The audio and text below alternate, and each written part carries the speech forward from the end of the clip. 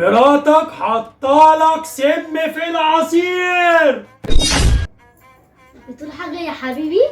لا انا ما بقولش حاجه خالص. طب اشرب العصير. ماشي هشرب يا شيماء. المفاتيح وقعت مني. طب انا هجيبها لك يا حبيبي. اتفضل يا حبيبي ترتاح. شكرا يا شيماء. اشرب بقى يا حبيبي العصير. انت اللي عامله العصير ده بايدك يا شيماء؟ عاملاه بايديا دول، وكمان مليان حب. طب اشربي اشربي. بتحبيني يا شيماء؟ بحبك طبعا يا حبيبي.